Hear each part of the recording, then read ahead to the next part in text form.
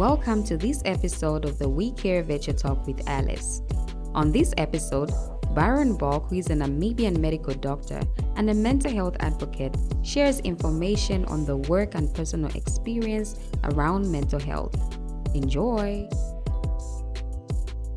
Hi! Hi, How are you doing? I'm good. How are you? Fine. We've been trying to set this up for a long time now.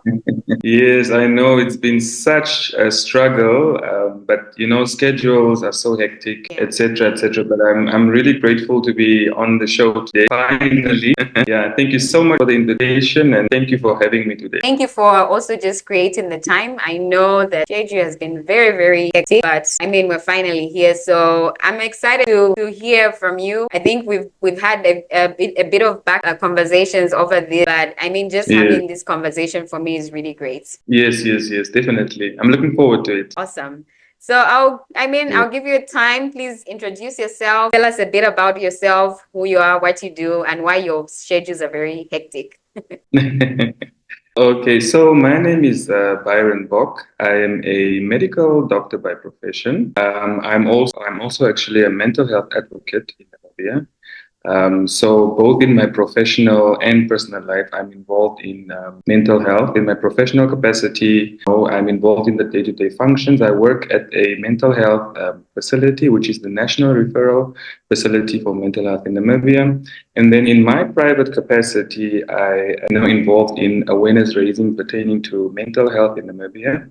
I'm also interested in public mental health, and that's currently where my main focus is on, because I believe a lot of interventions can be done by prevention. So currently, I'm really involved in preventative measures and activities into, curbing the spread of mental illness in Namibia and the lack of awareness, basically, of mental health issues, rather, in the country. Wow. I don't know what my next question should be, or my first question should be, because I feel like you've covered most of the questions I had, but I still Yes. would want to know. The first question is, I know over the years you have been very vocal about mental health and mental wellness, just as you have introduced yourself and what you've been doing. Is it because of your job, or there was passion before you actually engaged into the job itself? Okay. So one thing I always tell people, I think my passion and really my interest for mental health started many years ago, even as a student in my undergraduate years.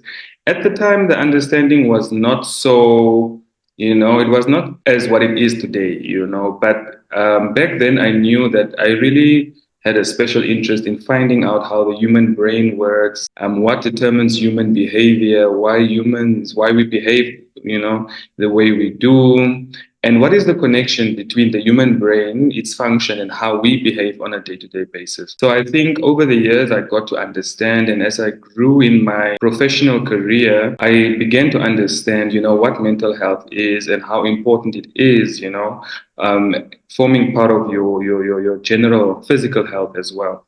So I think basically over the years I've learned more and more, and I'm so grateful to have the opportunity today to be actively involved in mental health and making a difference in the country. Awesome. I know I've had interaction with some doctors as well, or just people in the medical field, and it's amazing that you actually have had the interest even before you knew about the medical side of things, which is great. And I hope a lot of people can begin to think that way, that you don't actually have to be an expert to have the Yes, interest to learn about yes, what mental health is, what does it look like in a society that we're living in.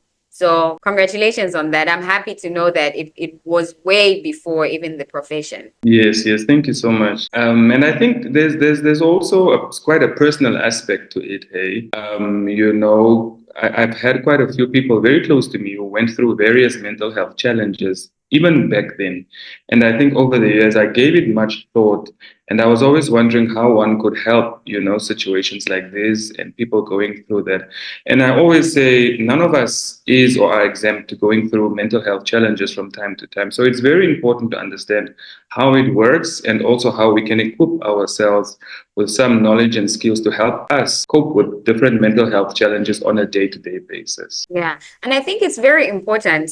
There's still a lot of work that we need to do, especially people Mhm. that are already advocating for it, to just sensitize more people on the dangers of not actually speaking about it openly and it being embedded in our communities. Because I feel like if a lot of people would actually talk about mental health, whether you are very Mm. knowledgeable or not, the more we have those conversations, the more the ones that know a lot more will share that information to the people, but it takes interest from everyone. Yes, yes, Yeah. definitely. Yeah, I believe, when it comes to mental health issues, mental health and mental well-being in general, a lot of people do not want to talk about it because of the stigma that is associated with it.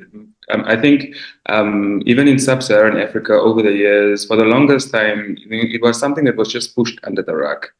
People did not want to talk about it. People associated it with witchcraft, spiritual attacks, etc., etc. So it has the component or the element of mental health has actually also gone through a lot to be actually now officially recognized, as an illness. And basically, that is where we still need to put in a lot of work. I completely agree. And my next question for you is what difference has the interest you have in mental health made in your career and your life in general? In my professional capacity, because of my interest, I've been able to, engage with a lot of stakeholders in the country and a lot of international organizations that are advocating for mental health, basically focusing on awareness raising and what I'm also involved with on a day-to-day basis regarding public mental health, which now requires mental health policy reform in the country and looking at avenues where the component of mental health can be strengthened within the public health sector.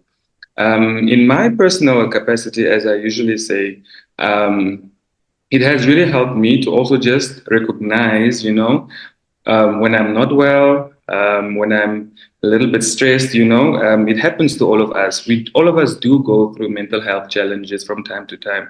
And I think one of the greatest things that I've learned in this journey is to develop what we call healthy coping mechanisms. No matter how hectic our schedules are, be it professional, be it academic, etc., you need a way to cope. And most of us, develop coping mechanisms that are not so healthy. And I've learned quite a few that, keeps me going on a day-to-day basis. Wow. I feel like you're in my mind when it comes to what you've just highlighted. Yes. Because before I actually started actively, advocating for mental health and just like the awareness of it, I would have, I would experience certain levels of anxiety that I think Mm. at some point became a bit of a concern to me because I'm a person who's very aware of my environment and even Yes. myself. So when I get stressed, I want to find something that will help me to move past the Mm. way I'm feeling. But then it got Mhm. to a point where I was still learning myself as well, but I needed to take more interest to find out what are the things, the ones the functional things I can actually do, the things that would Yeah. affect me more. What are those things that I can involve in my life? And it's something that you have to be very intentional about. And I think that also is something that we need to talk about more. You must be very intentional Yeah. at a personal level Mm. in order to find coping mechanisms that will help you and not harm you even more. So I appreciate Yeah. that you've shared those two points. Now, when you Yeah. mention like in your professional capacity, are you seeing any improvement in how it was maybe 2 years ago, 5 years ago, in terms of the reception from the people, especially the ones that have uh, a certain mindset towards what mental health is? Yeah,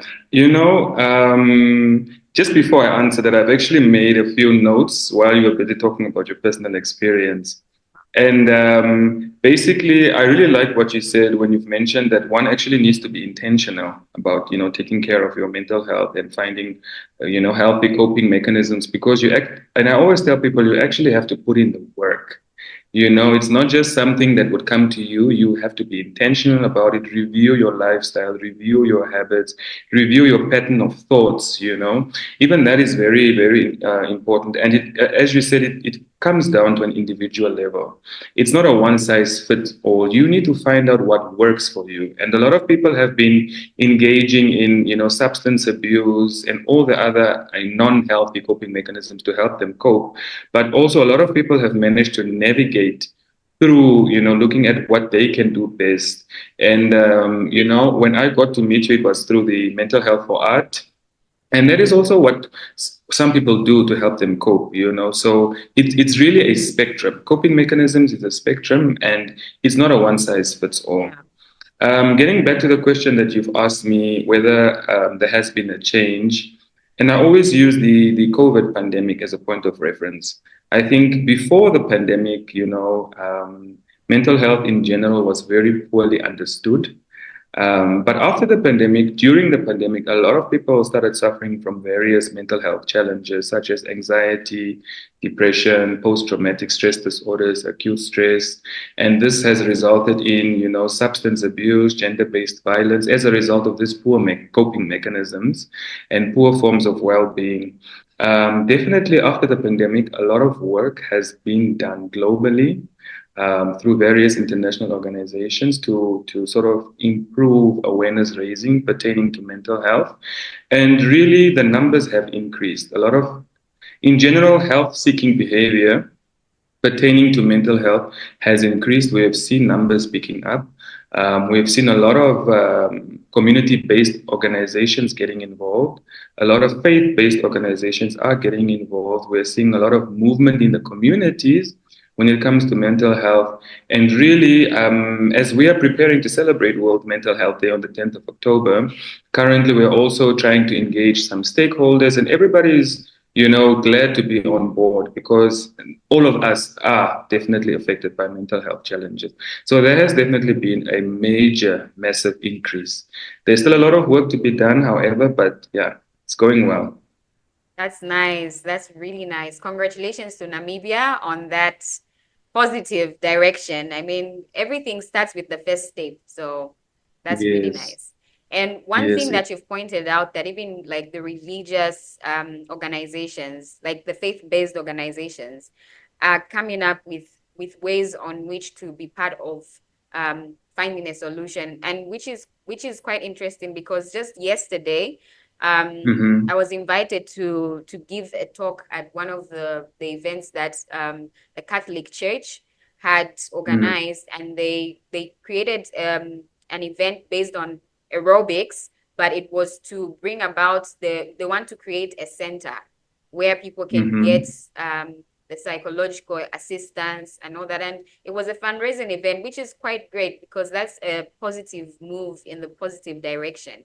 So while we're looking at things like fitness, but we can also look at the mental health. Yeah, So I'm actually happy that even the faith-based organizations are coming on board. And now yeah. my next question is, as a doctor, do you feel people perceive you as one that would not need a mental break and is always expected to have their life put together? And how has that affected you? Interesting question. Definitely, I think the expectations in the fraternity are quite high. This coming from colleagues, this coming from the public in general, family members. Everyone sort of has an expectation, of individuals in the profession. But definitely, I think people, I always say that we are sort of leaders in the community as well, not just at work, but in the community. It definitely puts a lot of pressure on an individual because you also sort of have to be exemplary in the community because people do look up to you. And at times, you just feel like, can I just get a day off? But you can't because you have made a pledge and you've made a vow and you've taken an oath, to be there for individuals every single day. But it comes back to, again, having healthy coping mechanisms. When you feel overwhelmed, when you feel overworked, when you feel like the stakes are too high or the pressure is too much, it comes with the profession, definitely. You just need healthy coping mechanisms as well. So definitely there's an element of sometimes feeling, that the expectations are very high And unfortunately, some individuals, some tend to develop unhealthy coping mechanisms as well. And this is where we tend to foster the element of mental health amongst, individuals in the profession and in the community as well. I'm quite amazed that you've actually mentioned that people in in your workspace as well would don't isn't the experience the same, or is it that um others feel, I don't know how the medical environment is, Mm, but is mm, it possible mm, that within that same environment, with the knowledge that is there among us medical personnel, there could also be some mm.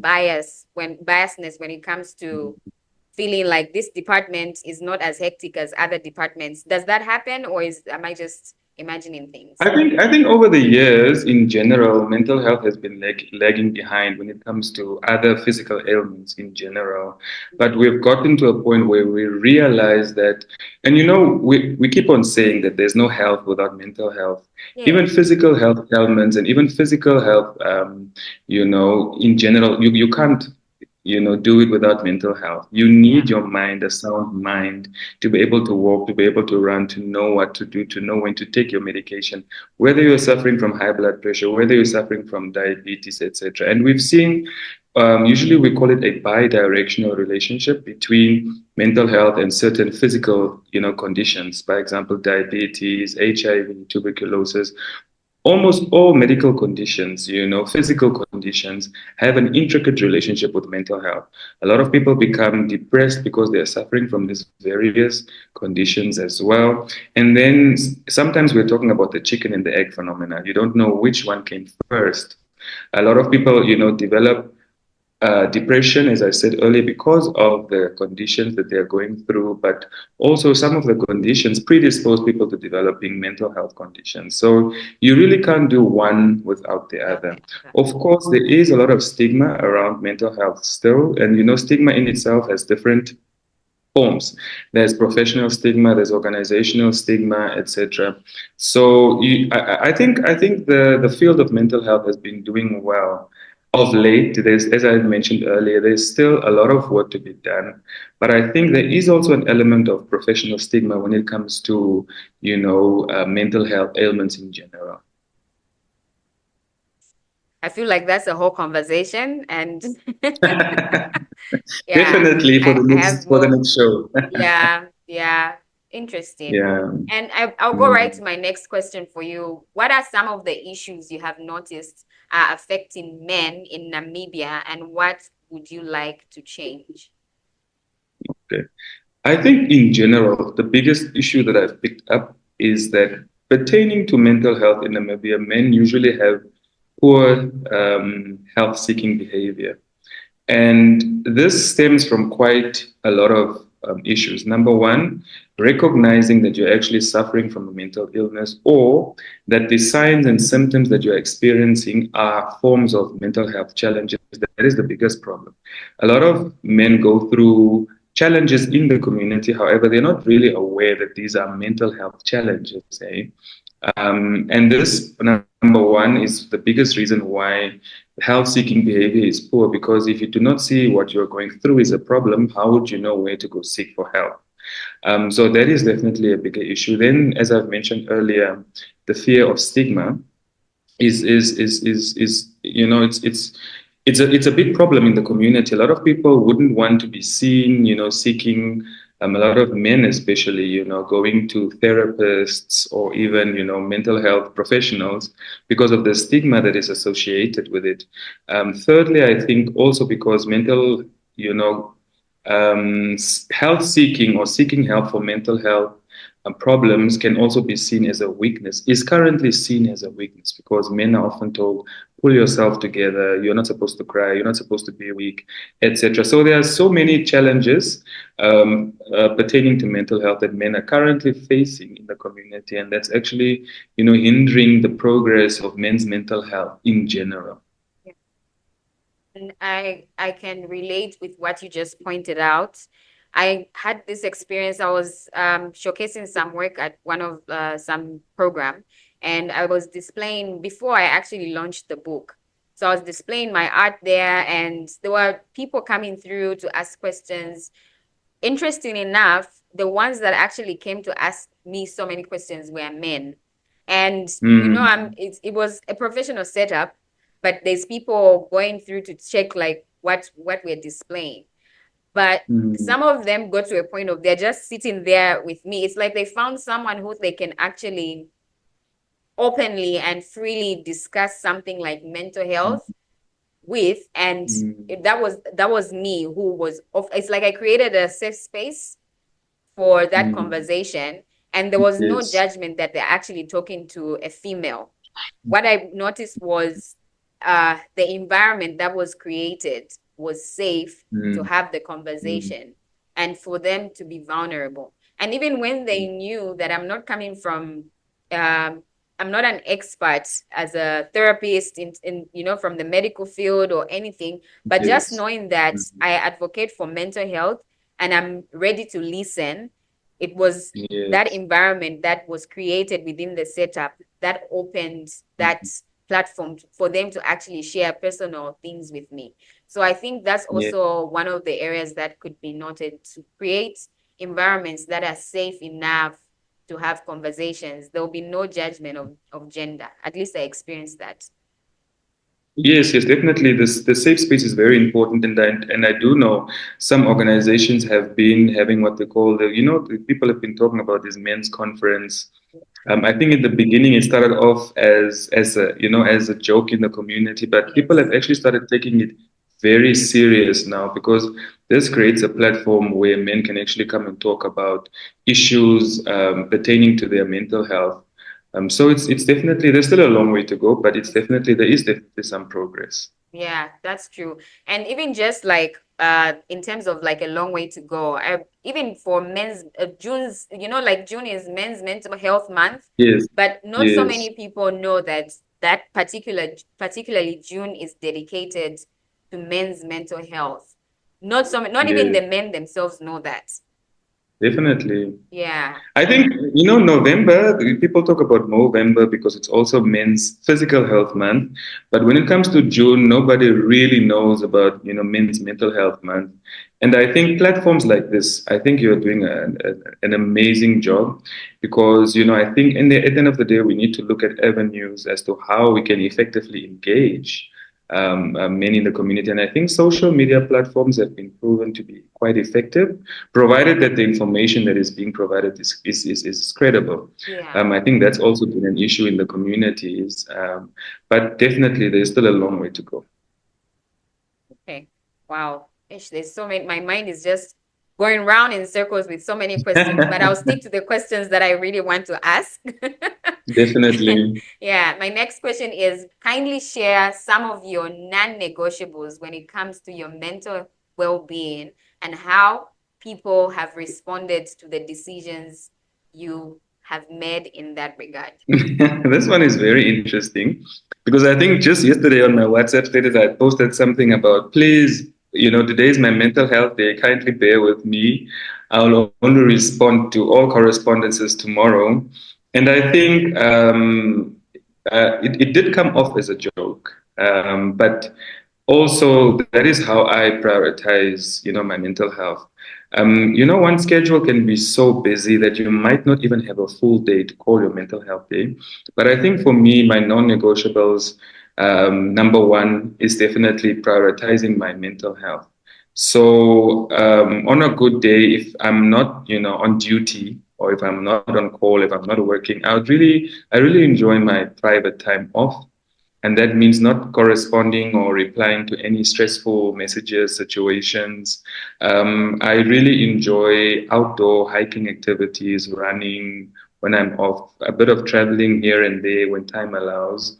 And then usually my phone, if it's during that time where it's my mental health, I tend to, catch up with friends because you can just imagine how hectic one's schedule is. I tend to catch up with friends, catch up with family, so during that time, I keep on telling people this is my well-being time, my mental health time, and people sometimes do not understand it. They'll be, no, just pick up the phone. I want to talk about this, or I want to ask advice on this. But I've realized that there was a point in time where I actually became and I felt quite overwhelmed. And it's only through engaging and talking to people that I've realized, talking to my mentors as well, and they've actually encouraged me and advised me to have time off, some time off where you are completely just taking care of your well-being, taking care of yourself, whether it's spiritual, physical, mental. And I've really been trying to do that. And definitely, as you said, it's non-negotiable. And it's a concept a lot of people don't understand yet. Because if you do not have some off time, your mind is constantly working. And this is where people end up suffering from burnout and stress and depression and all these other ailments. So definitely, I think people are still not understanding that concept. And I always tell people, even if you're not working, if you're off duty, sometimes also just put your phone on do not disturb or put your phone on silent, put the phone away. I know it's very difficult for most of us, but that's just one way to invest. And I always tell people, you have to invest in your mental well-being, because the more you invest in your mental well-being, you're actually also increasing your quality of life and your life expectancy. So it's a good investment. That's very true. And when you said people don't get it, I completely relate to that. I have some non-negotiables. There are certain times I don't even want to be active on social media.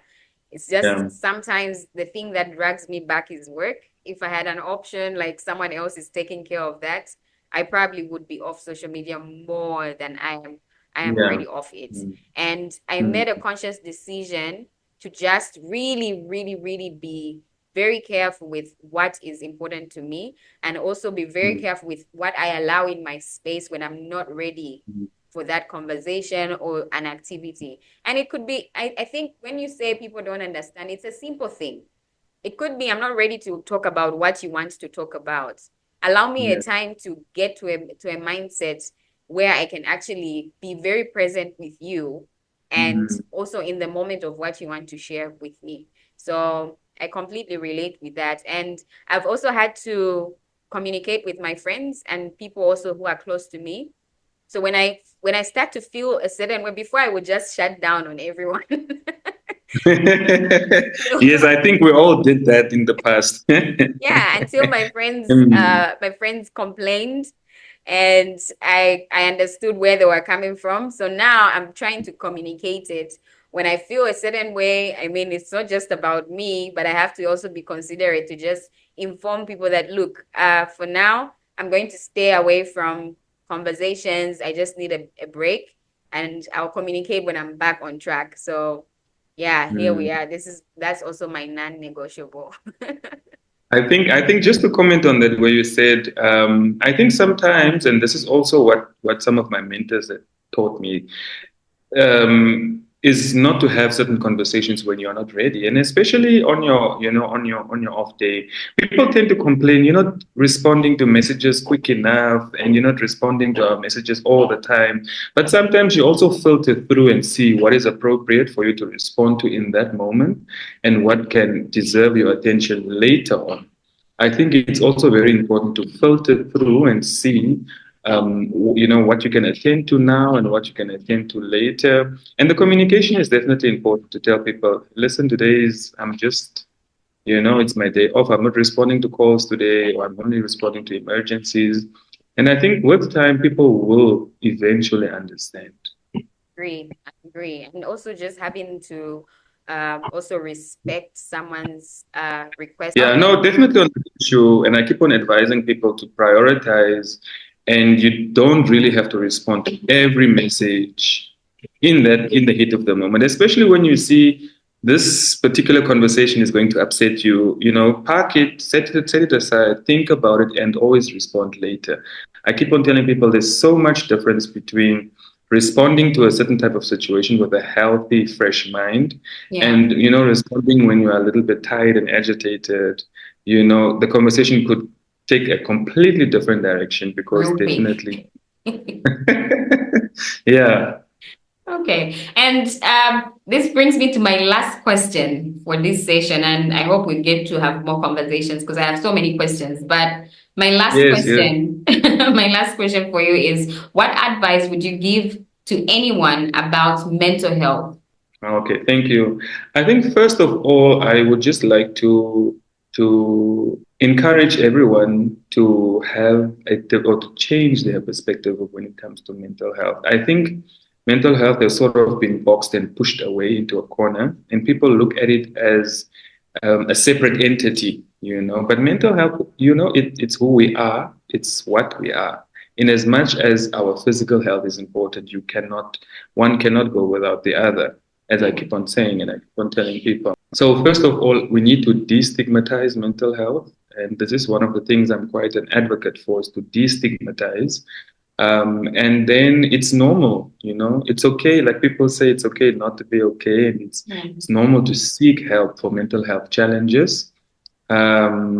Definitely, I think that is definitely one of the most important things and advice I would like to give to people. And the moment you are feeling unwell, please look for help. There are different platforms, there are different professionals, there are different people trained and, on so many different levels that can essentially provide you with the care that you need.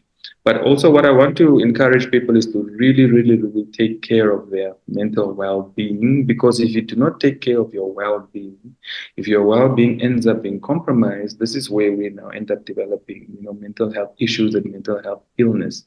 So definitely, and I always keep on telling people, self-care is so important. And people keep on telling me, Dr. Bok, you like the soft life. And I'm like, no, what soft life?